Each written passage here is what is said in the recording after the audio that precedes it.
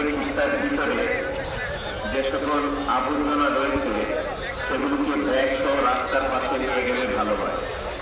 ইনশাআল্লাহ সাফাই জামাতের সাথী ভাইয়েরা সেগুলো বাইরে নিয়ে যাওয়ার ইন্তজাম করবে।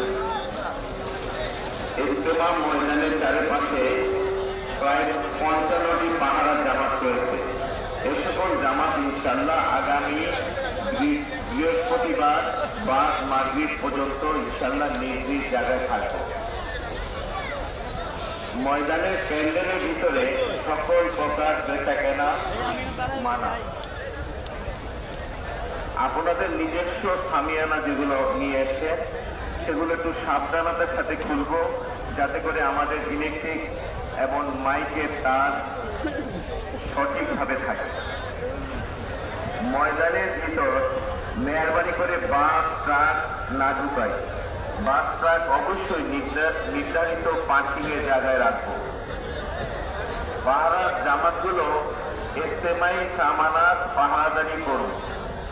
বিশেষ করে যে সমস্ত ৮টা পন্টুন আছে, এই পন্টুনগুলার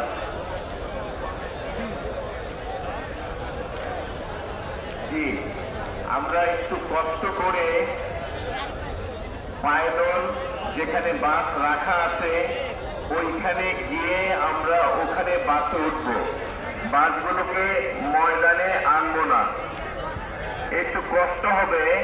আমরা ইনশাল্লাহ কষ্ট করে যেখানে গাড়ি আছে ওখানে গিয়ে উঠব। আল্লাহ তাআলা আমাকে আপনাকে তৌফিক দান করে।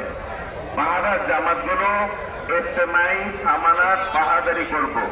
পন্টুনের দোনো পাশে, পশ্চিম এবং পূর্ব পাশে পাহাড়ার জামাতগুলো এই সামানাগুলো হেফাজত করার চেষ্টা করবো ইনশাআল্লাহ। আল্লাহ তাআলা আমাকে আপনাকে আমাল করার তৌফিক দান করে। আরেকটা হলো ভাই, আমাদের